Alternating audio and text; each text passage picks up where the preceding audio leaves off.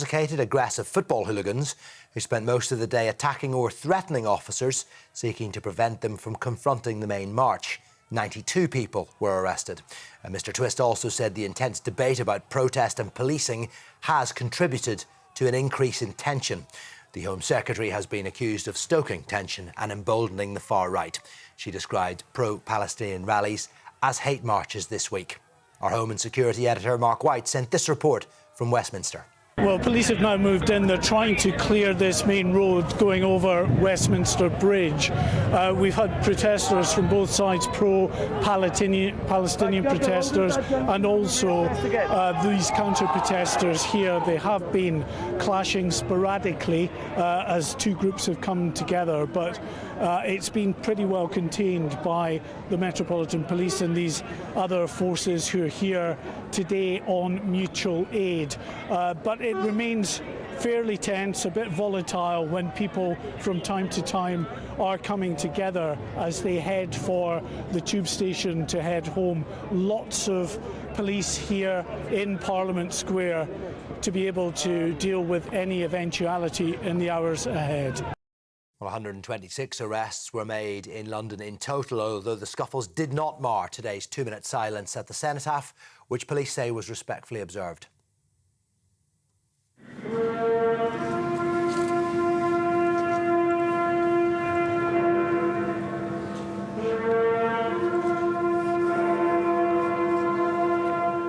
On the 11th hour of the 11th day of the 11th month, marking the end of World War I, the UK paused for Armistice Day. World War II veteran John Dennett says the servicemen and women who made the ultimate sacrifice must always be remembered. We must never forget what happened years ago through all the wars that enabled us to be where we are. Like, we're lucky. And the kids, I always say to the kids, without remembrance, and remember it, because if you don't, you wouldn't be here if it wasn't for those lads who gave their life, and it runs into thousands. Finally, the Israeli military says it will help evacuate babies trapped in Gaza's largest hospital on Sunday. Palestinian officials say 2 babies have died at the Al-Shifa hospital and dozens more are at risk. Operations there have been suspended amid dwindling supplies and an increase in military activity nearby. Israel claims Hamas has placed command centres in and around the hospital and is using civilians as shield, which the militant group denies. The Red Cross says it's shocked and appalled by the images and reports emerging from Al-Shifa. Well, that is it for the moment. This is GB News live across the UK, and now it is time for Headliners.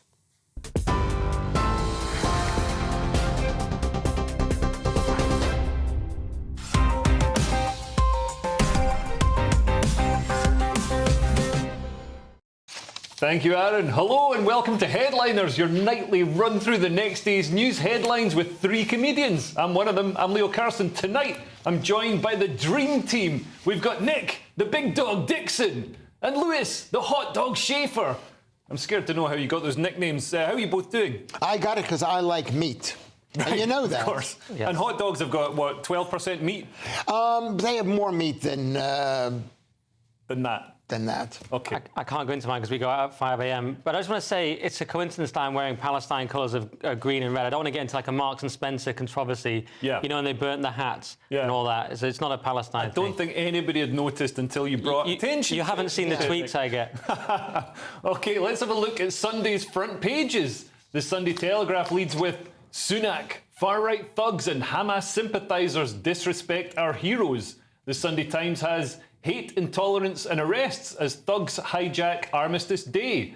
The Observer has calls grow for Israel to hold fire in Gaza as marchers throng London. The Sunday Mirror leads with sack her now.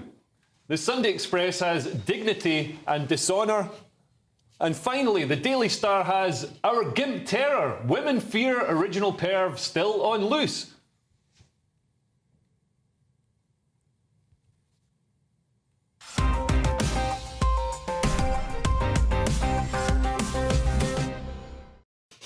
And let's look at how the Sunday papers are covering today's big story. We'll start with the Sunday Telegraph. We'll also cover the Times as well.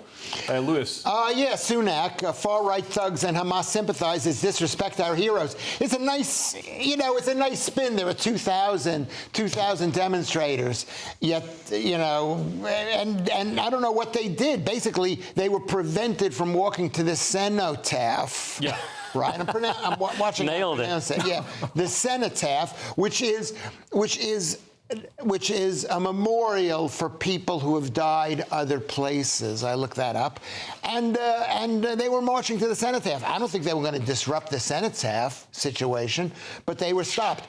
And the Met says we can't stop protests. Well, they've said previously, and for the previous month, they've said we can't stop protests, we can't arrest anyone. They've been very hands off, allowing the anti-Semitic chants and the calls for the extermination of Jews to go ahead. But then today, when some what they brand far-right thugs turn up, Nick, all of a sudden they are able to make some arrests. Wasn't it 82 arrests or something? Yeah, something like that. I know, it's very unfortunate.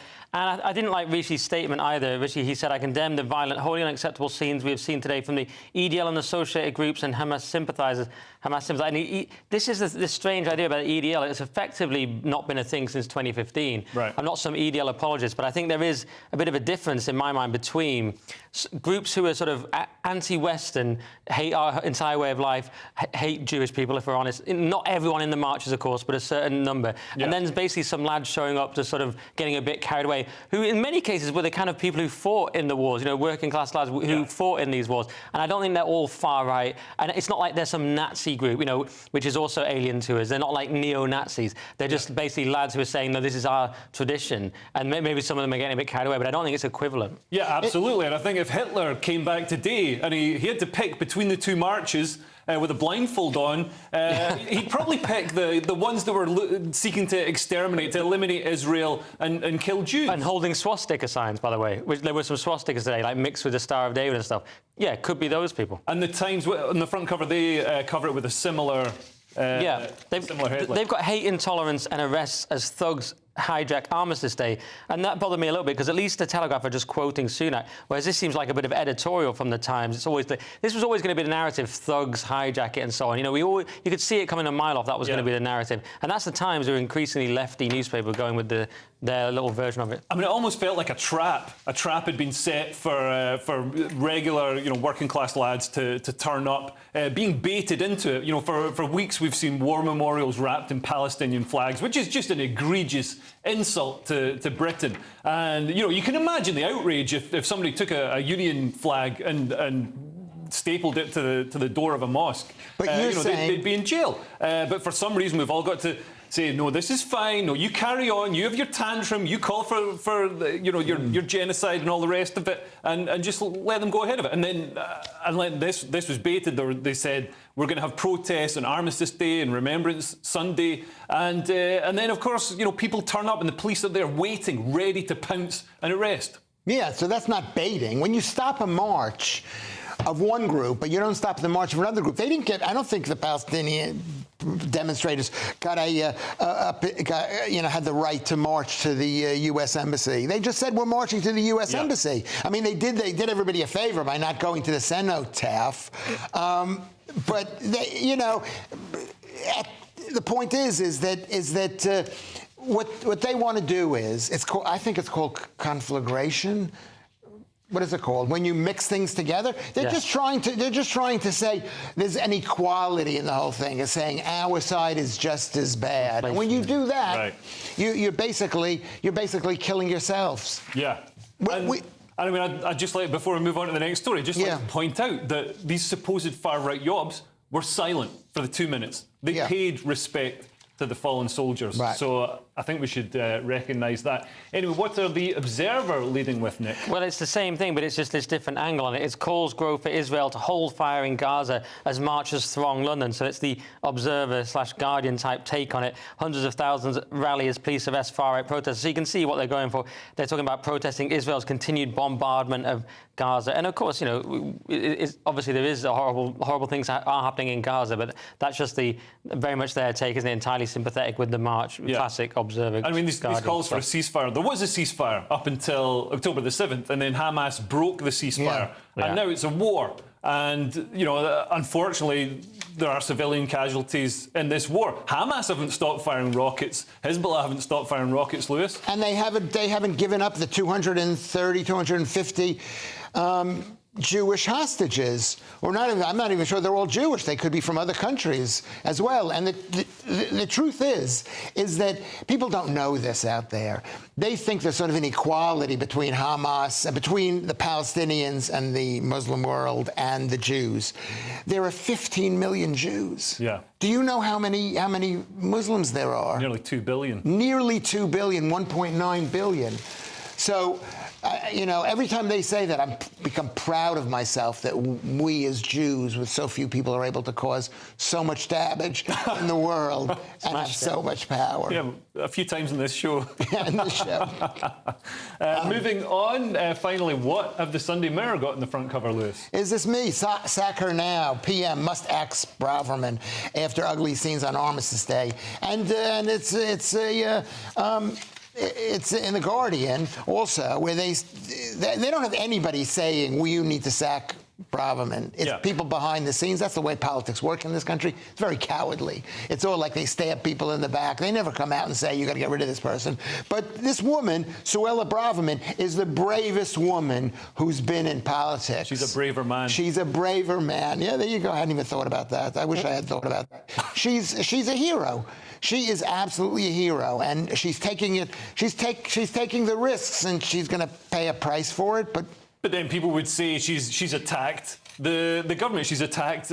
She's attacked Number 10. She's been in defiance. She's criticised the police. I mean, these are because she's pointing out how weak, not even weak, because they're just playing into the hands of these people. It's not like bias. They're biased, and at the end of the day, oh my God, I hate that saying. But at the end, says it. I know, I say it all the time. I gotta come up with a new one. Tweet me, and if you have a new, you're not going to start saying. selling your calendar now. Oh, should I sell it now? No. Okay. Is that? Nick, what do you make of Suella's? Yeah, well, look, people are saying he's weak, Sunak, if he doesn't sack her, but he also looks weak to me if he does, because he's just caving into people like Sadiq Khan, saying she's directly responsible for attacks on the cenotaph, which is absurd. I mean, you won't get any credit. They'll sack her, they'll attack someone else next, like the left always do. And one criticism is that she hasn't been that effective. She just has rhetoric. But then you've got to do something different from what the Tories have been doing for 13 years, because that's not worked either. And she does speak for a lot of people. He will alienate a section of the voting public. They're gambling and saying, well, no, most people are not on board with her. But, you know, I think there is an element of Braverman derangement syndrome. You've got a senior Tory here in The Guardian saying she's a monster. And they all get very carried away. You know, she's just a conviction politician saying what she thinks, I believe. Yeah. OK, well, that's all we have time for part one. But stay with us. In part two, we're going to look at child violence, child climate change advisors, and how Viagra changed sex. That's a completely separate story. See you in a couple of minutes.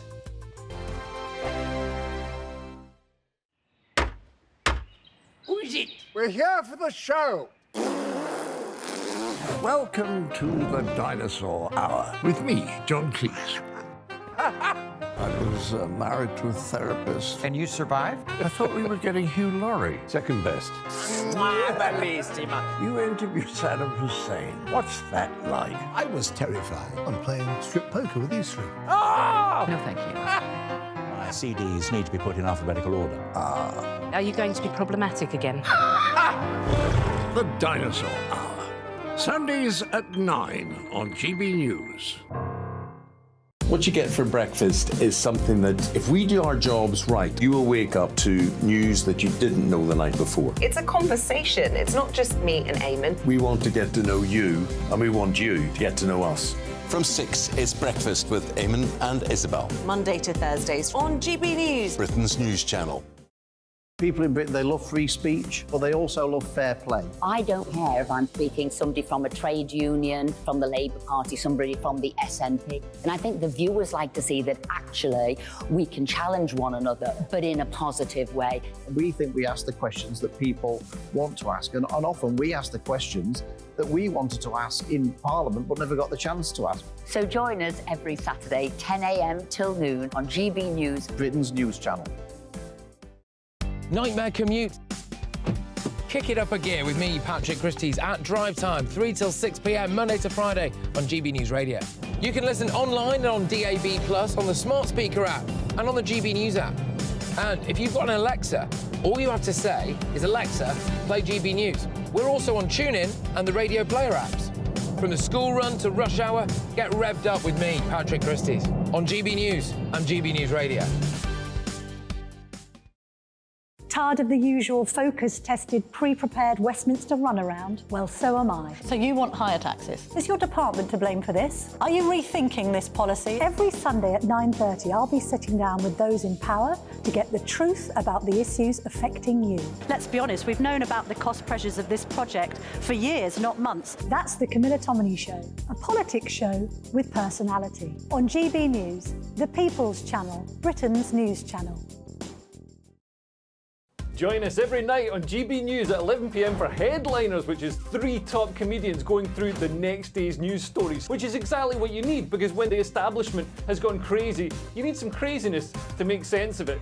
Headliners. You don't have to bother reading the newspaper. We've got it covered for you. Every night at 11 p.m. and repeated every morning at 5 a.m. We won't send you to sleep like some of the other paper review shows out there. So join us 11 p.m. every night on GB News. The People's Channel, Britain's news channel.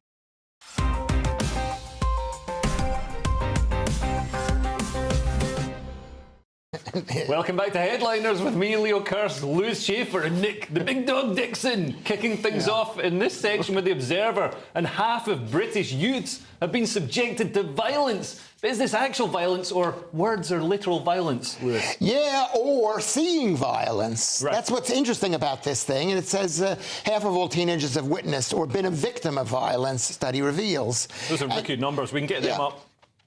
Can we get them up? And what does that mean? Witness violence. Everybody's seen violence. You know, you could be in a playground and especially people around Lewis Schaefer. Yeah, and especially it's hard to be a kid. There's lots of violence. Anyway, this is this youth endowment fund, which I don't even know. You know, it's part of the government or something, or they've been given money from the government, and they say that UK teenagers should be.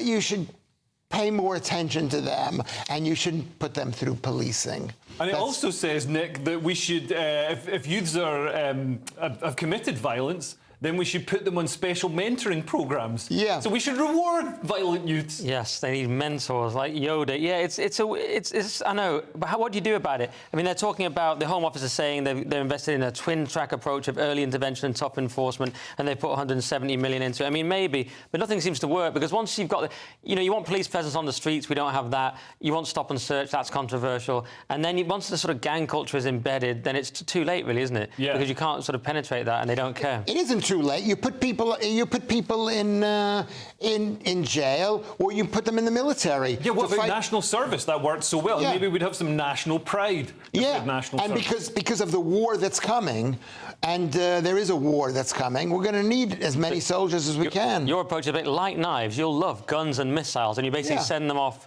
to fight. Yes. Like violence. Yeah. Why not go to the Middle East? Why not do some state-sanctioned violence? Yeah, introducing Iran. So you send them up. I guess the worrying thing in this article is that we think of violence as just being, or gang culture amongst kids as just being restricted to a handful of kids, when in fact 50% have been exposed to violence. But then I was thinking, I mean, when I was a kid, I saw fights. And that's what they're talking about. I was in some. Yeah, I was in fights as well. Not very good ones. Right. Do we know how many people actually participated in this? It's a totally different number from the people who were watching it. So, yes, it's a violent world out there, but it may not be as violent as people say. This guy got 200 million pounds from the British government. Wow. Okay. What for? For telling people what you just said. Maybe we should be kumbaya and nice to people. Wow. Mentors. I did that for much less. Moving on, we've got the Sunday Telegraph now with the shocking news that the younger generation don't know what Remembrance Day is. We might as well rename it Can't Remembrance Day, Nick. Nice. Yeah, it's 2/3 of young people don't know what Remembrance Day commemorates. Now, there is one silver lining to this story, which is it's talking about young people, and it says it's between 1981 and 1996, so I'm officially young, which is a great thing about this story, because I was born between those dates. But other than that, it's quite bleak. This survey reveals that basically millennials, and even more so Generation Z, have no clue about the First World War. They think it might be something to do with the English Civil War, the Iraq War, the Napoleonic Wars. So people are getting it. Fewer than 1 in 2 said the First World War when asked what Remembrance Day is about. So pretty shocking. And it's not that surprising, though, because the new generation are clueless. I mean, I feel like the last generation to be really connected to this, because my granddad, both my grandparents, grandfathers fought in World War II. I could speak to my granddad about it. He saw people being killed in front of him, and you have a connection with it growing up, and it just permeates the whole atmosphere. Whereas now for younger people, they're just hearing about it vaguely, and they don't have a clue. I mean, I'll just give you another example. There was a sort of interesting video the other day. A guy was going around saying, will you sign up in support of Hamas? And everyone's going, yeah, great, sounds great. And he goes, I just need to read the terms and conditions. And you have to support, like, rape and murder and the eradication of the West. And they went, oh, I can't do that. Because they just hear an issue, it's the new current thing, and they just immediately support it with no knowledge because of this lack of knowledge of history. And so many people get their news and their information about history and current events from social media. And, a 15-second TikTok isn't often the best place to learn that. If they get it, the problem here is that we've had 70 or more years of peace from World War II. So you're saying we need more war? We need more war. You're in luck. No, the fact that there hasn't been any wars created a whole world in this country and my own kids, and even me, who can't fight, who won't fight. And then we're in a situation now where people want us dead. And we can't even imagine other people wanting us dead. I brought in today, because of Armistice Day, a picture of my grandfather, Benjamin Gold, and he fought in France in World War I. My father fought in France in World War II. But this is a picture of him, and he drove a truck. He was a lorry driver. They didn't call it a lorry truck driver in America. Yeah. And he luckily lived. That's why I'm here. Yeah. Great. So we're remembering his contribution as well. To Britain. Moving on, we've got the Sunday Telegraph again with the shocking news that the United Nations is exploiting child labour, with children as young as 12 working for it, Lewis. Yeah, I'm 12 and I advise the United Nations on climate change. The United Nations is hiring advisors as young as 12 to consult on climate change after the Thunberg effect, which is like they see Greta Thunberg and they think, oh, I'm going to do it. So there was one girl, she's a 12-year-old, and she published a book. She wrote the book herself and she had it published. It had nothing to do with it. I'd just like to point out this one line, with the help of her parents. Yeah. So I'm always a bit suspicious when I see that. And there's a picture of her just there. She's called Madhvi Chittoor, and she's 12 years old, now an advisor for the United Nations. Nick, don't you worry that all the climate change doomsday culting is terrifying for children, and they think the world's going to end because they're literally told the world is on fire and it's going to end? It's a very scary message for kids. Yeah, and firstly, the UN are awful. I mean, they had that vote. They refused to fully acknowledge October 7th, didn't they? Do you remember that? I can't remember the exact wording of it, but it was very dodgy. And then the secondary point, like you say, this climate change doomerism. And it's this bizarre celebration of people who've skipped school. They're all basically skivers. They'd be called skivers when I grew up. I mean, she skipped school. They're copying Greta, who skipped school. They have a few more people in the article who also skipped school to go on these climate change. I mean, we only had snow or pretending to be ill, and they've got this oh, we're doing it for climate change. No. You're truants. No. Go back to school. No. Learn something. This is not skivers. These are bad parents who are trying to get some business out of their kids, get some publicity. In America, there was a 7-year-old who's flying. I don't know whether he was flying across America by himself, not by himself, but the youngest person to fly a plane across America. Oh, he's actually driving the plane. He was actually flying the plane, and he was doing a very good job up until the time it crashed in a field in Idaho. Is he okay? Died. No, he is dead. He is dead. And these people, this young girl who's 12 years old, is probably going to be very unlikable by the time she's an adult. Right, OK. If she lives. You just judged the child. We've got the Observer now with the news that no new wind farms are being built in England. It's probably just as well. We've got enough wind already without growing more, Nick. Yes, onshore wind projects in England stall as no new applications are received, and it's fears that grow that Rishi Sunak's anti-green policy shift is driving investment in renewable energy abroad, so other people are taking advantage of wind, and we're not, and I don't care because wind's rubbish. I mean, it looks ugly, the wind farm, apparently they don't biodegrade, is it? They're just sort of stuck there forever, something like that, I've half remembered. And it's inefficient. They hit pigeons. Yeah, there's all that. And we could be rich, we need to go nuclear on nuclear, that's what I'm saying. Yeah. Build a load of nuclear. Don't bother with wind. Let other countries do wind. I'm not bothered at all. Well, yeah, and part of the problem is we don't have the infrastructure to get the electricity generated from the wind farms, which, I think are, if it works, that's great. But if we can't get the electricity to people's houses, whereas with nuclear, the infrastructure is set up to have these sort of centralised power stations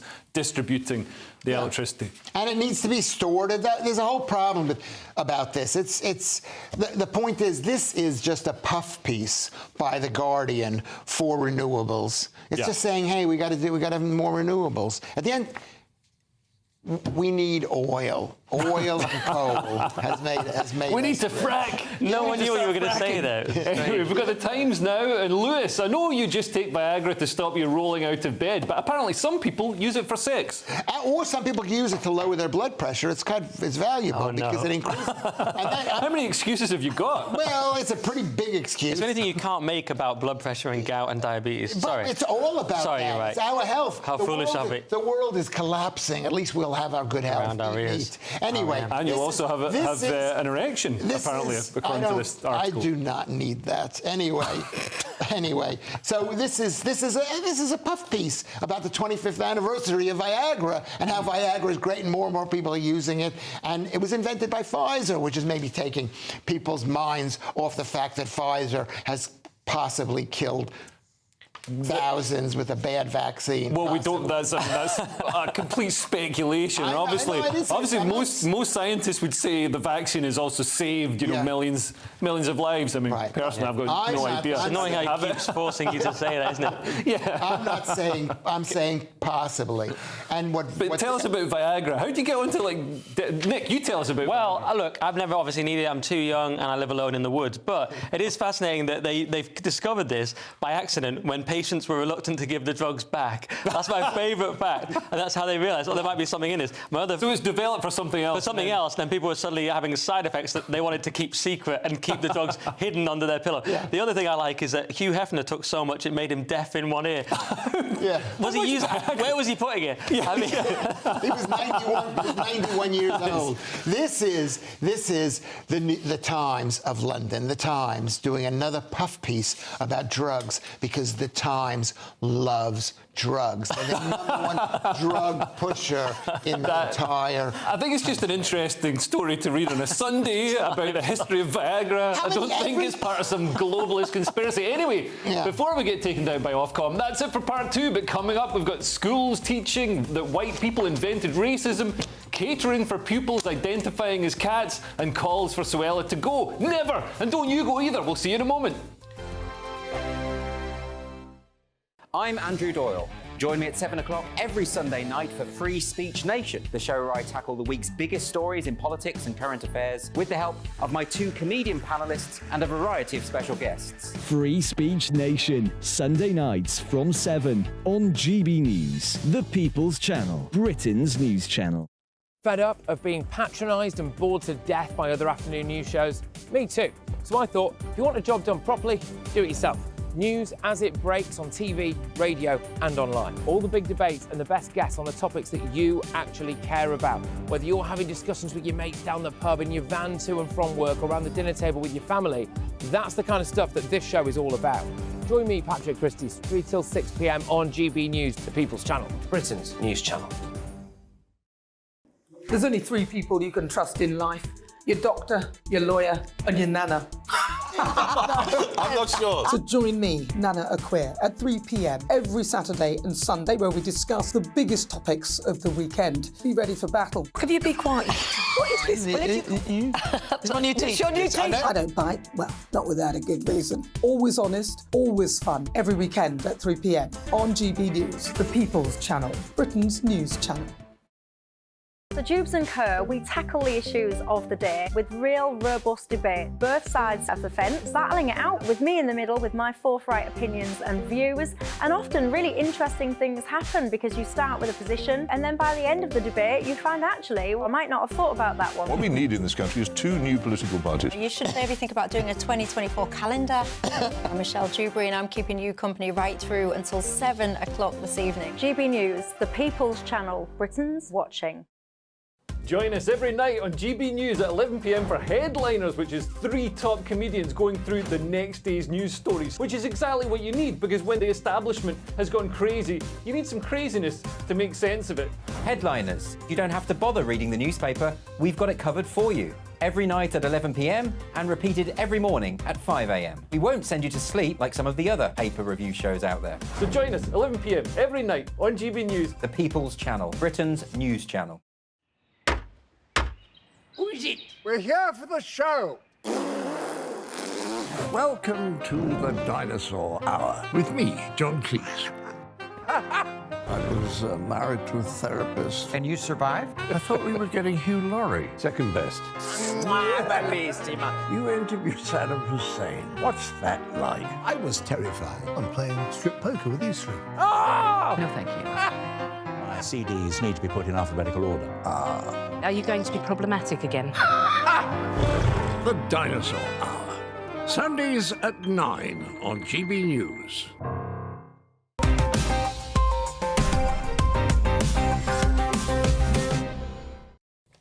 Welcome back to Headliners, kicking off this section with The Telegraph, with kids being taught that white people invented racism. I mean, we also invented antibiotics and electricity, but sure, focus on the racism. Nick, tell us more. Great point. Yeah, children told to read Woke, a school study book that claims white people invented racism. Oh, a school study books. I get it, sorry. I didn't study enough to read that. I needed to read more books about how white people are evil. This is the Scottish government, and it's being trialled in South Ayrshire Council, and they're coming out with appalling things like there's this book, My Skin, Your Skin, that says racism started a long time ago when white people wanted to have more control over people who were not white.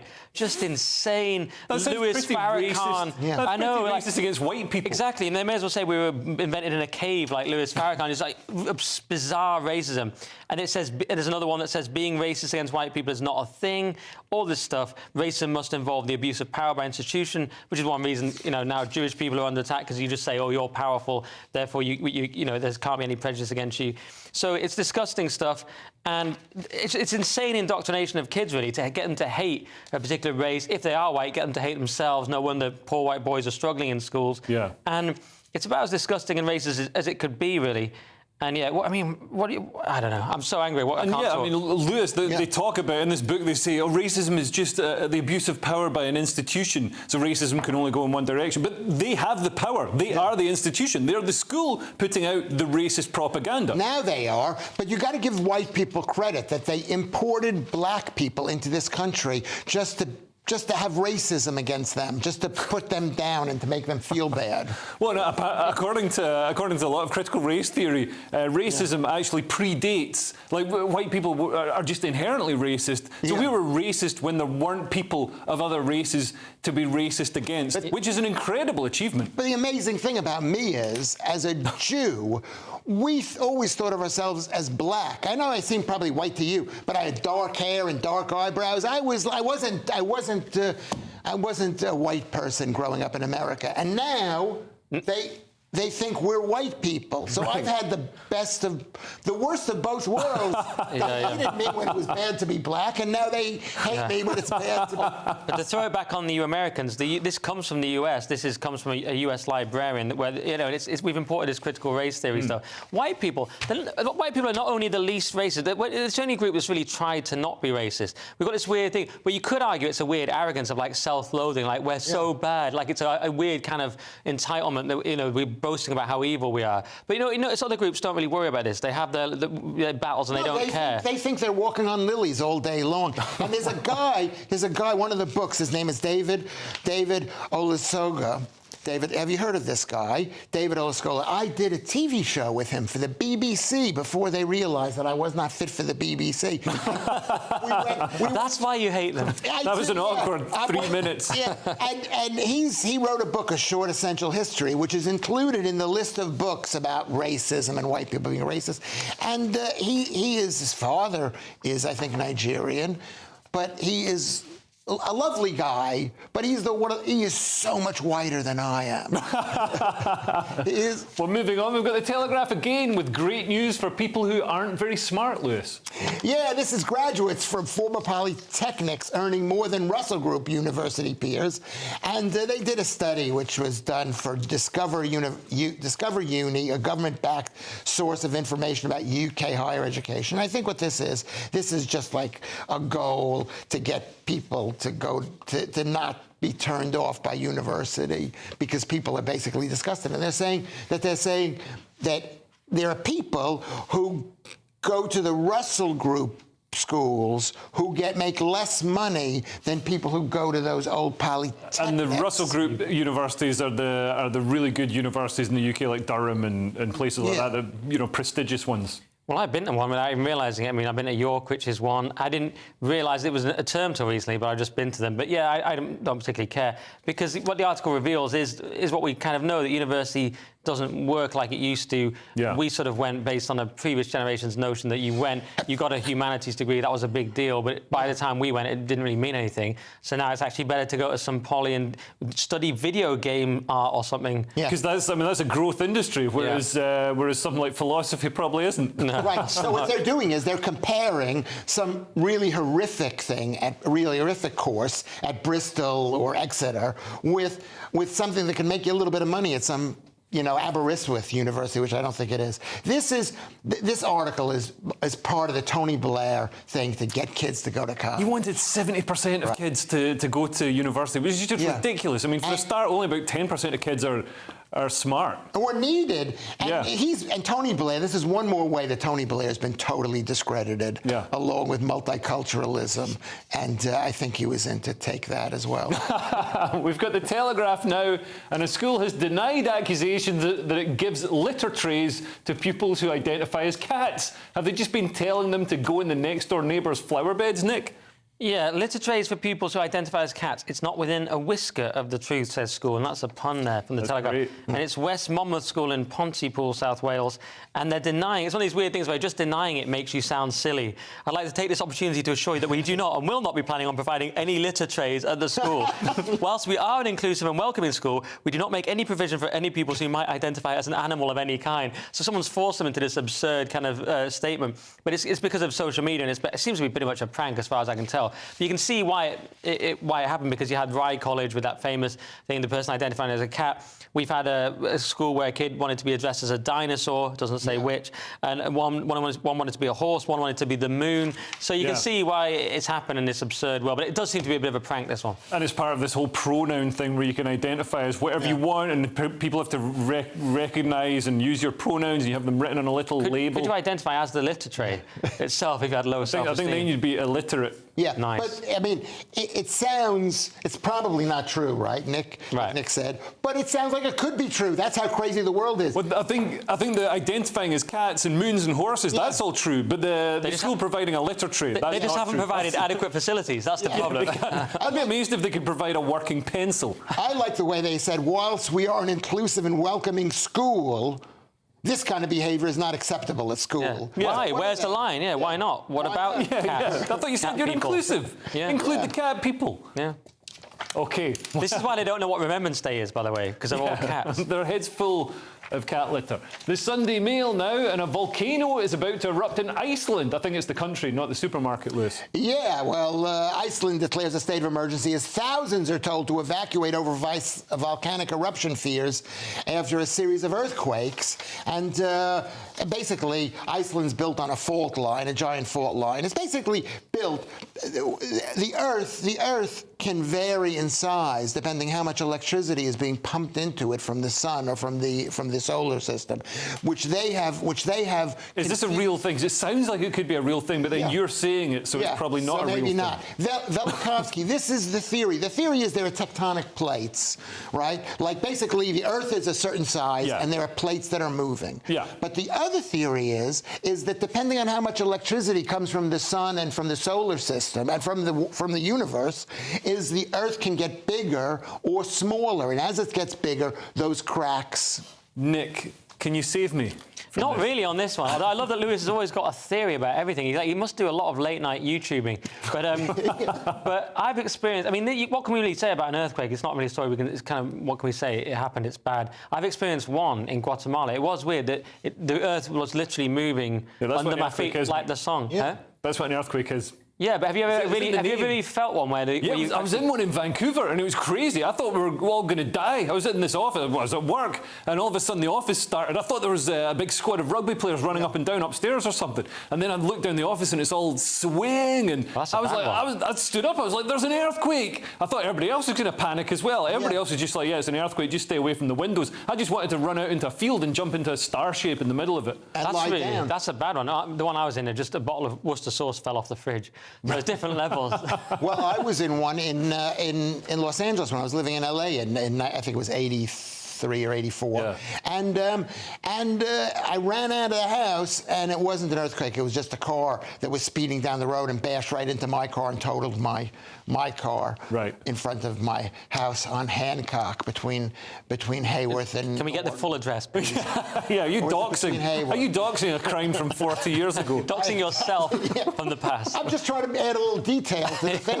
We're English, we don't even know what any of that means. But we've seen earthquakes can have... On Norton. It was on Norton. It doesn't matter. People are watching this. They're going to tweet. They're not going to be on Google Maps, Street View, looking for your car. Oh, I know LA. Hayworth. That's when you choose to promote yourself. Your old address years ago. Lewis Schaefer, find out my old address. That's a terrible promotion. It's been almost 40 years. It's a long time ago. It was on Norton between Fountain and Hayworth, maybe? OK, we went very in-depth on that story. That's part 3 done. In the final section, we've got the impact of the Ulez Blade Runner, evil dolphins and magic mushrooms. To be honest, it sounds like a regular night at Lewis's. What a concoction. I'll see you in a couple of minutes.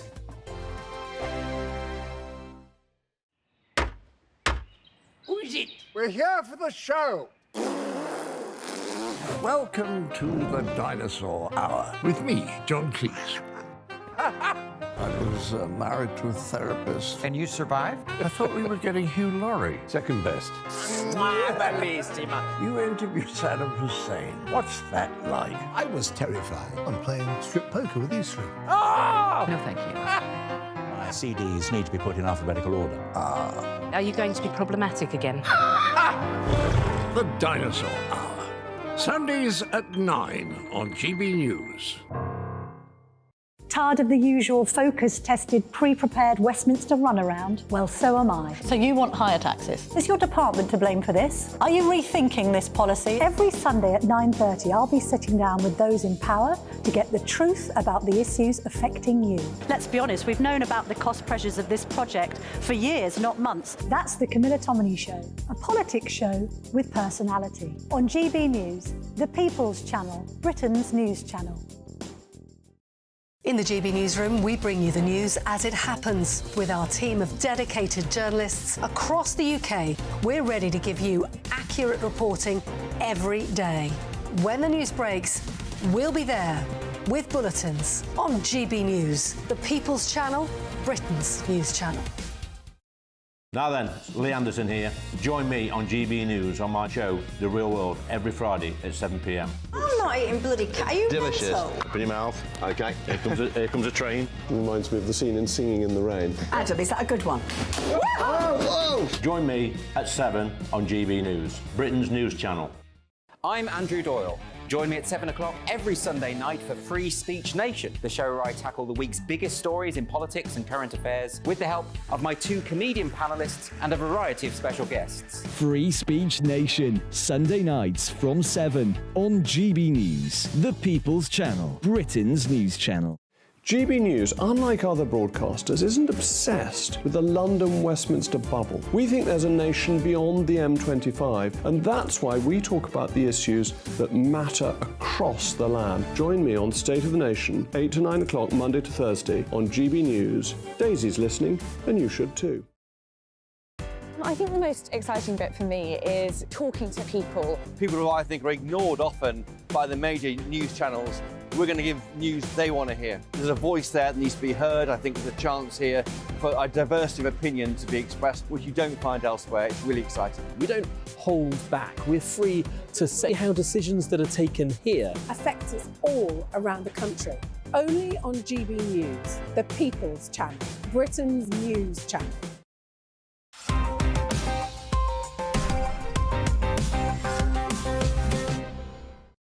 Welcome back to Headliners, kicking things off with the Telegraph, and the Blade Runners who cut down Ulez cameras have cost us £10 million. On the plus side, that's a lot less than the Ulez cameras would have cost us if they were working, Lewis. Yeah, and I didn't realize there was that much money for each of these Ulez cameras, like thousands of pounds each. But the bill for vandal damage to Ulez cameras estimated at $10 million for the past 6 months alone. We don't call them vandals. We call them ecological warriors, populist activists, and some other term. Is that what they're referred to here? That's what I would refer to them. They're doing a good... I mean, I don't support this. We can't support... You almost did there. I almost did. Yeah. Then you realised you're not allowed to. But look at how they let... they whatchamacallits. They let the Just Stop Oil people harm the lives of people. And cost people money, cost the taxpayer money, and gum up the economy. And also put people in danger. Although they are getting shot now, though, by some people. But only in Panama. Yeah, by an American. That was the American doing in Panama. Anyway, Sadiq Khan, he's a tool of Team World, and he wants to destroy our right of movement. He wants to eliminate all cars. He believes in this climate scam business. Nick, can you provide some balance for off? Why is that? It was just everything you said. Well, look, it does take a lot for the English to do this. You know, we are very patient and tolerant, very nice people, really. Yeah. But when something is so unjust and unpopular, we'll eventually crack. I mean, there are these sort of... I'm sure we had ancient wars over tax and stuff. I'm sure there's like these Arthurian legends where like, oh, we're not going to pay this tax. We'll just go to war. And this is the kind of thing we will eventually do. Not to justify it in any way. We absolutely condemn all crimes on this programme. We're very anti-crime. But one can slightly understand the frustrations. And all they do is they push... It's not even like the poll tax. There's going to be no... the humility and realisation, oh, this was a bad idea. They're just going to push harder and push the people further over what is clearly just a radically unpopular measure. And it's a blatant cash grab. Like, there's a big hole in TfL's budget and Sadiq Khan's budget, so he just wants to grab as much money from people and really squeeze people till he can feel the pits. And they're doing the same locally with these LTN, whatever they, low... Traffic neighborhoods, and then the parking charges that they have, and the truth is that British people have always been fighters. We British people, we threw tea into the Boston Harbor because we didn't want to pay the tax on it. Yeah. Which is the same thing, which basically forced people to stop being British. And that's how much British people like tea. It's incredible. The Observer now, and in news that will surprise nobody, drivers of cars that are generally driven by arrogant wazzicks are more likely to be in accidents, Nick. I wonder where that word fits on the register of things I'd say. Yeah, BMW, Subaru and Porsche drivers more likely to cause a crash, study finds. Luckily, I drive a Bugatti, so never have to face it. I'm like the top G. But, yeah, speeding, jumping a red light, overtaking on double white lines, ignoring pedestrian crossings, these are all more likely from people who've got a Subaru or Porsche like me or a BMW. Everyone knew colloquially that BMW drivers were bad people. Yeah. But now this confirms it with statistics. Yeah. Well, we don't know that. This is one of those correlations, associations, risk of. This is not. It could be the people who buy BMWs. They're not dangerous drivers, but maybe they're people who have bad days that they have to work extra hard because they're busy go-getters. Also, I think some of they talk about the branding of the cars in this article, and I think with something like the BMW, it's sold as the ultimate driver's machine. So then people feel like they're overconfident when they get behind the wheel of a BMW, and then because they're being overconfident, they get into a crash. Yeah, well, when you your stock and trade is safety. No one's going to be speeding with this. Like in America, they had Volvos or Saabs. Got them here as well. Yeah, and they were like safe cars. You felt embarrassed by speeding. We've got the Sunday Mail now with the surprising news that magic mushrooms and airline travel aren't a great combination, Lewis. Yeah, well, this is an incredible story. It's in the Daily Mail. Off-duty pilot Joseph Emerson breaks his silence and says he tries to shut down on the plane's engine mid-flight while high on magic mushrooms to wake up from a bad dream. This is before later stripping naked and urinating on himself at a police station and running down the aisle naked and masturbating. Are we sure he's not Scottish? Yeah. Well, he's had a really bad day. They said he took magic mushrooms 2 days before, and this was on a flight, which they didn't. I tell you, the Daily Mail could be better. They didn't even mention where the flight was going. It's from Washington, the state of Washington, down to San Francisco, and he's in big trouble. Yeah, I didn't get the part that he was off duty, and then suddenly he was on duty. Like, why was he off duty? So he was off duty, so he thought, I'll take mushrooms, obviously, even though I'm a pilot. And but then suddenly he had to do this flight, but he thought he was dying. He thought he was it was a dream. All these kind of things, which are, I hear, not ideal for flying a plane. And also, it's not the most reassuring thing to come over the tannoy. Ladies and gentlemen, just descending now. I think I'm in a dream, and this might be hell. I'm going to turn off the engines to try and get out of this dream. Don't do drugs, kids. That is the bottom line. Yeah, or at least if you do drugs, don't fly a commercial jetliner while you're on those drugs. I mean, that's a general. And he's being charged for 83 counts of attempted murder because there are 83 people on the plane. Yeah, but you know something? Like right now, You're what? He's saying on mushrooms. Oh, right. Is that what he's saying? That would explain a lot. On the radio. It would explain a lot, though, dead air. People would think that their car aerial That would make sense if Lewis has been say... thinking this whole show has been a dream since the start of Headliners 2 years ago. To stop the thing from flying. We've got the Express now with the shocking news that dolphins are evil. I suppose that's why one of history's greatest monsters was called Adolf. Ah, I get it. Yeah, I earn a living swimming with sharks. They're not the creatures you should worry about. So this is a guy called Scuba Dan, and he's saying that dolphins are the problem. There's one he calls the Joker, who's like an evil dolphin that he knows, and they lure people out to deep water. They mess with people's minds. They can stay awake for 5 days straight, which apparently is bad. They've got a predilection. Sounds like one of those pilots. Predilection, good point, for baby killing and rape. But of course, humans do a lot of these things. So you've got to be fair. Dolphins, I've seen them though defend someone from a shark by circling around them and protecting them the whole way against sharks. So they can help humans, but they can also mess with them as well. But were they just protecting him from the shark because they wanted to eat him later? Don't think so. I think they can. I think they're like humans. They can be good or bad. They have big brains, big hearts, but they can be.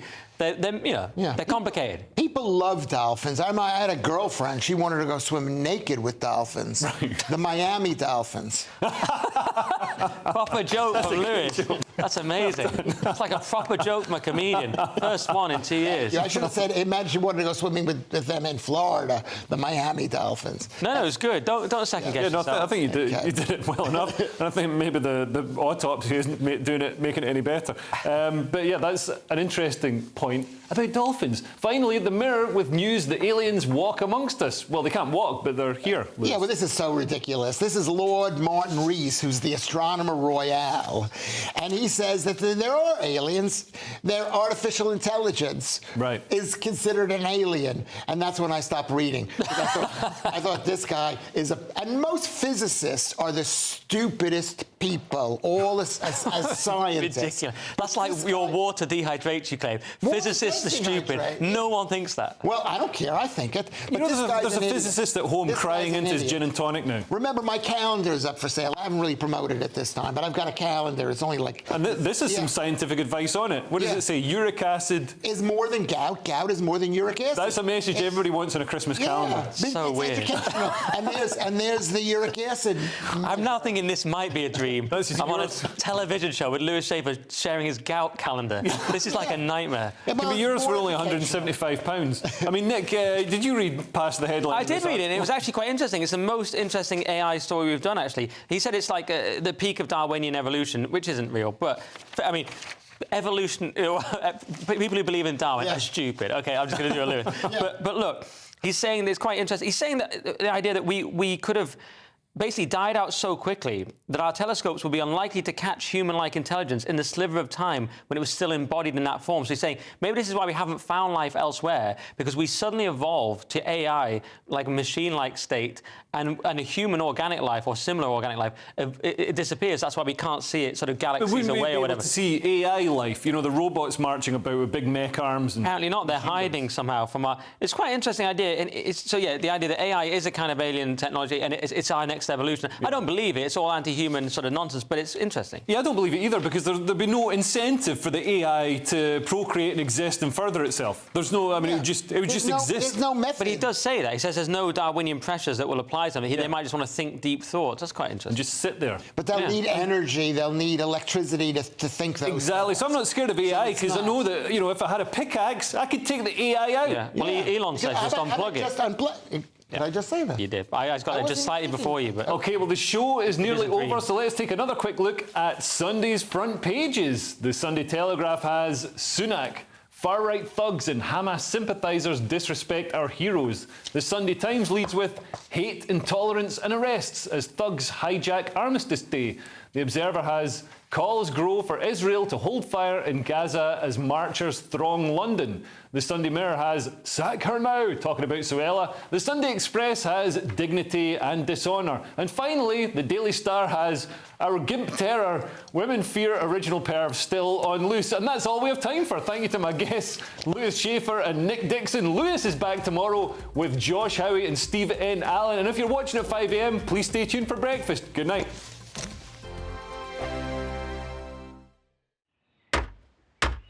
Who is it? We're here for the show. Welcome to the Dinosaur Hour with me, John Cleese. I was married to a therapist. And you survived? I thought we were getting Hugh Laurie. Second best.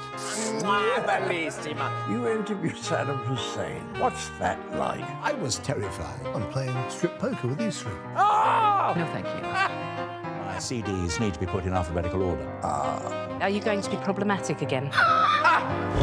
The Dinosaur Hour. Sundays at 9 on GBNews. What you get for breakfast is something that, if we do our jobs right, you will wake up to news that you didn't know the night before. It's a conversation. It's not just me and Eamon. We want to get to know you, and we want you to get to know us. From 6, it's Breakfast with Eamon and Isabel. Monday to Thursdays on GB News, Britain's news channel. People in Britain, they love free speech, but they also love fair play. I don't care if I'm speaking somebody from a trade union, from the Labour Party, somebody from the SNP. And I think the viewers like to see that actually we can challenge one another, but in a positive way. We think we ask the questions that people want to ask, and often we ask the questions that we wanted to ask in Parliament but never got the chance to ask. So join us every Saturday, 10 a.m. till noon on GB News, Britain's news channel. Nightmare commute. Kick it up a gear with me, Patrick Christie's at Drive Time, 3 till 6 p.m, Monday to Friday on GB News Radio. You can listen online and on DAB+, on the smart speaker app and on the GB News app. And if you've got an Alexa, all you have to say is, Alexa, play GB News. We're also on TuneIn and the Radio Player apps. From the school run to rush hour, get revved up with me, Patrick Christie's, on GB News and GB News Radio. Tired of the usual focus-tested, pre-prepared Westminster runaround? Well, so am I. So you want higher taxes? Is your department to blame for this? Are you rethinking this policy? Every Sunday at 9:30, I'll be sitting down with those in power to get the truth about the issues affecting you. Let's be honest, we've known about the cost pressures of this project for years, not months. That's the Camilla Tominey Show, a politics show with personality. On GB News, the People's Channel, Britain's news channel. Join us every night on GB News at 11 p.m. for Headliners, which is 3 top comedians going through the next day's news stories, which is exactly what you need, because when the establishment has gone crazy, you need some craziness to make sense of it. Headliners. You don't have to bother reading the newspaper. We've got it covered for you. Every night at 11 p.m. and repeated every morning at 5 a.m. We won't send you to sleep like some of the other paper review shows out there. So join us 11 p.m. every night on GB News. The People's Channel, Britain's news channel.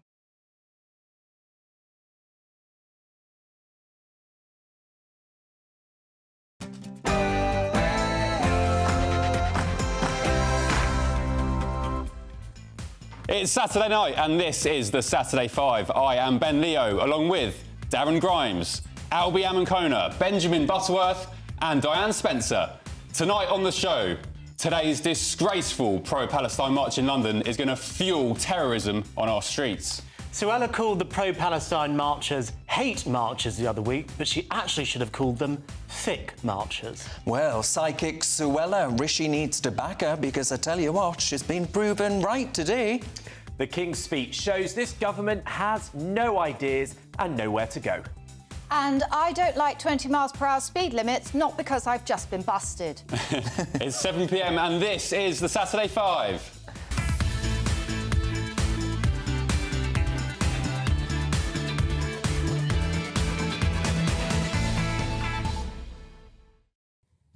They've taken to the streets, they've waved their placards, they've manned the barricades, but sorry guys, we're still here. Some of us anyway. Welcome to the Saturday 5. I'm joined by Darren, Albie, and the wokest man in Britain, Benjamin Butterworth. And I'm delighted to say we're also joined by top comedian and all-round legend, Diane Spencer. Welcome, Diane. So you know the drill. We all get 60 seconds to outline our argument about a chosen topic. Then we pile in and it all kicks off big time. And of course, we want to know your views as well, so get in touch by emailing gbviews@gbnews.com. And don't forget Flummox the 5, where you can ask us anything you like about any topic. Nothing is off limits. Benjamin's dress sense normally dominates the conversation, but other topics are also welcome. Before we start tearing each other apart, it's your Saturday night news with Aaron.